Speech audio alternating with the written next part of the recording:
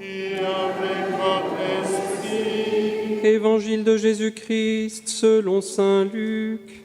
Gloire à toi, Seigneur. En ce temps-là, la foule se pressait autour de Jésus pour écouter la parole de Dieu, tandis qu'il se tenait au bord du lac de Génézareth. Il vit 2 barques qui se trouvaient au bord du lac. Les pêcheurs en étaient descendus et lavaient leurs filets.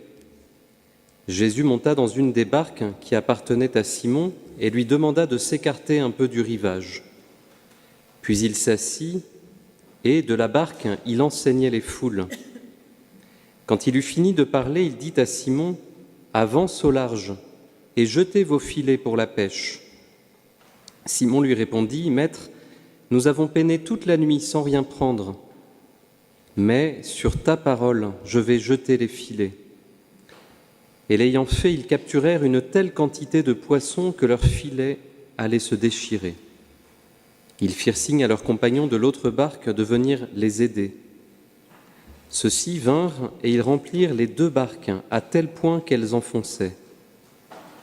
À cette vue, Simon-Pierre tomba aux genoux de Jésus en disant : « Éloigne-toi de moi, Seigneur, car je suis un homme pécheur. » En effet, un grand effroi l'avait saisi, lui et tous ceux qui étaient avec lui, devant la quantité de poissons qu'ils avaient pêchés. Et de même, Jacques et Jean, fils de Zébédée, les associés de Simon.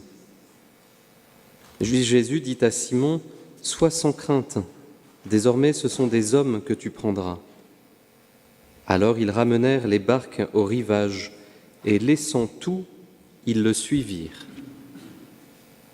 Acclamons la parole de Dieu. Louange à toi, Seigneur Jésus.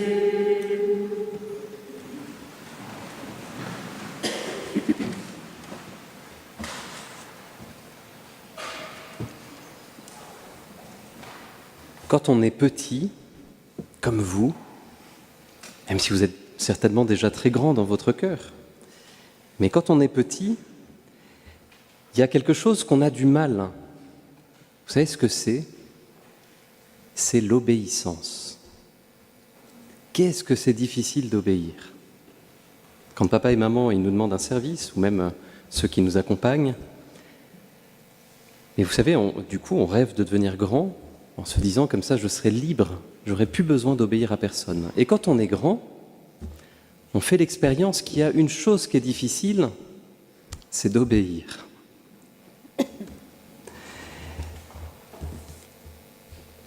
Obéir en hébreu, c'est shema, c'est le même mot que écouter. Écouter et obéir, c'est la même chose. Vous savez, quand papa et maman nous disent « écoute ce que je suis en train de te dire », ça veut dire « fais-le, obéis ». Eh bien, on a un petit peu la même chose dans l'évangile qu'on a entendu aujourd'hui. Il y a Jésus qui enseigne et une foule qui se presse autour de Jésus pour écouter sa parole. Et Pierre, lui, il est là, après une nuit laborieuse, où il n'a rien pris. Il est simplement en train de nettoyer les filets pour rentrer et certainement aller se reposer un peu, et certainement fatigué d'avoir donné tant de peine pour rien. Voilà que Jésus monte dans sa barque pour continuer d'enseigner. Vous savez, il ne devait pas être très fier parce que du coup, il n'avait pas trop le choix que lui aussi d'écouter la parole de Dieu. Et qu'est-ce qui se passe ? On le voit dans cet évangile. Voilà que Jésus, après avoir enseigné les foules, il demande à Simon-Pierre, d'avancer au large pour jeter les filets. Ça ne devait pas être un exercice très facile pour Pierre d'obéir à ce moment-là. Parce qu'il devait se dire, non mais lui, Jésus, son travail c'est d'enseigner, mais c'est pas d'aller à la pêche. S'il était bon pêcheur, il saurait qu'on ne pêche pas de jour, on pêche de nuit. C'est là où on prend le plus de poissons. Et alors si on n'a rien pris la nuit, on ne prendra rien le jour. Alors pourquoi Pierre obéit ? Eh bien, certainement qu'il a été frappé par l'enseignement de Jésus lui aussi. Regardez la réponse de Pierre, elle est belle, hein ? Maître, nous avons peiné toute la nuit sans rien prendre. Mais sur ta parole, je vais jeter les filets. Il s'appuie sur la parole de Jésus. Ça nous fait penser à quelqu'un d'autre. C'est la Vierge Marie. Marie, quand l'ange Gabriel lui annoncera qu'elle serait la mère de ce Sauveur, de Jésus, elle est un peu surprise parce qu'elle ne connaît pas d'homme. Et voilà qu'elle va dire « sur ta parole ». Que tout me soit fait selon ta parole. Elle s'appuie aussi sur la parole de Dieu. Il y en a d'autres. Abraham, quand Dieu l'invite à tout quitter, ça ne devait pas être facile, à 75 ans, d'obéir à la parole de Dieu. Alors que ce qui manifeste la bénédiction pour ce peuple, c'est les biens et une descendance, Dieu l'invite à abandonner ses biens. Ici, la même chose, vous savez, dans ce sanctuaire, la toute première apparition, ce n'est pas la Vierge Marie, c'est Saint Maurice, ce saint qui est représenté sur le tableau dans le transept, vous irez voir tout à l'heure. Et qu'est-ce qu'il invite Benoît à faire ? Il lui invite à aller au Vallon des Fours, de l'autre côté de Saint-Étienne-le-Lot. Ce n'est pas un endroit le plus propice du monde pour emmener des moutons, c'est un endroit ombragé, humide. Mais sur sa parole, elle obéit. Et là commence 54 ans d'une relation tout à fait extraordinaire entre le ciel et la terre, ici, à Notre-Dame-du-Lot. L'obéissance. L'obéissance qui est encore moins évidente quand elle paraît, d'un point de vue humain, infructueuse, où on se dit « mais à quoi ça sert d'obéir ?» À quoi ça sert ? Surtout quand on pense qu'on a raison. Je suis quasiment sûr que Pierre, c'est quand même ce qu'il devait se dire. Si la parole de Jésus ne l'avait pas frappé, est-ce qu'il aurait obéi ? C'est pas sûr. Et quelle expérience il va faire ? Eh bien que cette parole, elle est efficace. Qu'en faisant confiance à Jésus, il voit les fruits, il voit que il y a un miracle. Alors qu'il n'avait pris aucun poisson, il y a une multitude de poissons au point que les filets sont prêts à craquer. Et nous, qu'est-ce qu'on se dit ? Si ça nous arrivait à nous, on serait émerveillés. C'est quoi la réaction de Pierre ? Il est effrayé. Tombant aux genoux de Jésus, il dit « Éloigne-toi de moi, Seigneur, car je suis un homme pécheur. »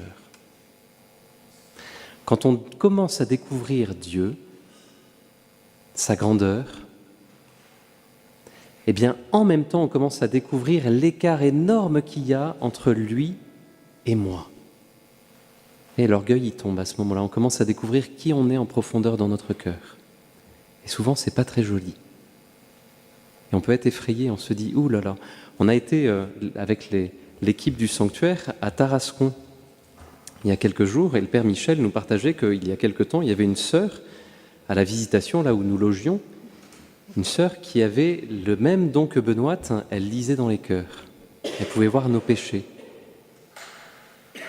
Nous, on se dit, c'est merveilleux, mais en fait, comme beaucoup, les séminaristes à cette époque, qu'est-ce qu'ils faisaient ? Ils contournaient la maison pour éviter de la croiser.